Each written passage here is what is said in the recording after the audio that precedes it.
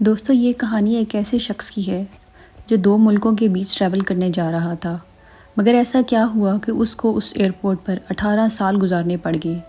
یہ جاننے کے لیے پوری ویڈیو ضرور دیکھیں۔ دوستو اس شخص کا نام مہران کریمی تھا۔ یہ شخص 1988 سے لے کر 2006 تک پیرس کے چارلز ایئرپورٹ میں پھنسا رہا۔ مہران ایران میں پیدا ہوا اور تقریباً 30 سال کے بعد اچھی تعلیم کے لیے یونائٹڈ کنگڈم چلا گیا، اور وہاں رہتے ہوئے اس نے اپنے ملک ایران کی گورنمنٹ کے خلاف آواز اٹھانا شروع کر دی۔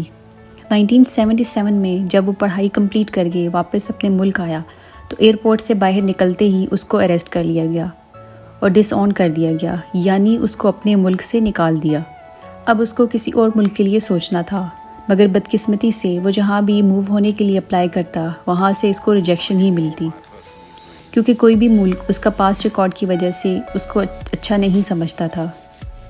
پھر اس نے یونائٹڈ نیشن سے مدد مانگی اور آخر کار اس کو ریفیوجی کی بنا پر بیلجیم میں رہنے کی جگہ دے دی گئی۔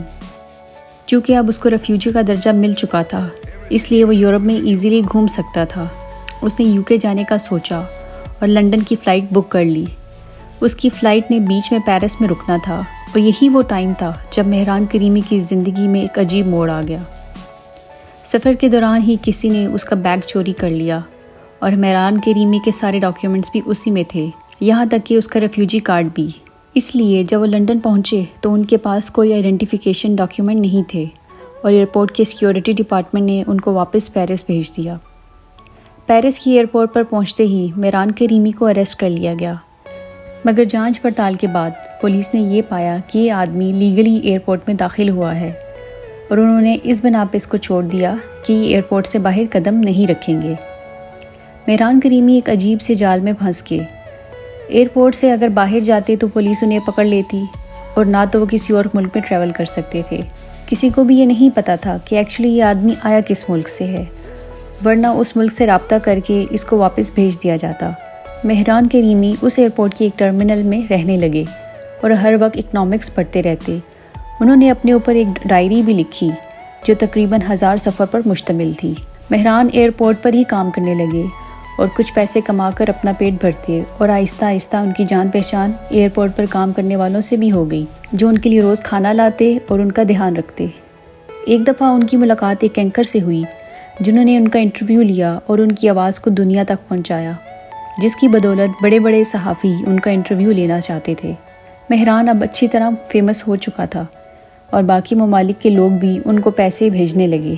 یہ سب ابھی چل ہی رہا تھا کہ ایک وکیل نے ان کے بارے میں سنا اور ان کو سپورٹ کرنے کے لیے ان کا وکیل بن گیا، اور مہران کو تسلی دی کہ وہ کسی نہ کسی طرح ان کو واپس بیلجیم کا ریفیوجی کارڈ بھی بنوا دیں گے۔ مہران کے وکیل نے بیلجیم کی گورنمنٹ سے بات کی، اور وہ ان کو ریفیوجی پرمٹ دینے پر تیار بھی ہو گئے، بشرط یہ کہ مہران پہلے بیلجیم آئیں۔ مگر مہران تو ایئرپورٹ سے باہر ہی نہیں نکل سکتے تھے۔ ان کے وکیل نے 10 سال لگا کر مہران کو پرمٹ دلوا ہی دیا، مگر پرمٹ میں بہت سی چیزیں مہران کو پسند نہیں آئیں، جیسے کہ ان کے نام میں فرق آ گیا تھا، اور ان کے ملک کا نام بیلجیم نہیں بلکہ ایران تھا۔ مہران کو یہ پرمٹ کسی صورت منظور نہیں تھا۔ لوگوں کو لگنے لگا کہ مہران کی مرضی ہی نہیں ہے ایئرپورٹ سے باہر آنے کی۔ ان کے وکیل کا بھی کچھ ایسا ہی خیال تھا، اور وہ بھی پیچھے ہٹ گئے۔ 2006 میں مہران کی طبیعت خراب ہو گئی، جس کی وجہ سے انہیں ایئرپورٹ سے نکال کر ہاسپٹل بھیجا گیا، اور اس کے بعد انہیں پورے فرانس میں آزادی سے گھومنے کی پرمیشن بھی مل گئی، اور 1988 سے آج دن تک یہ شخص لندن نہیں جا پایا۔ لہٰذا میرا آپ سب کو یہی میسج ہے کہ کسی بھی قسم کی لاپرواہی نہ کریں، اور اپنے ڈاکیومنٹس کی کاپی بھی اپنے پاس رکھیں۔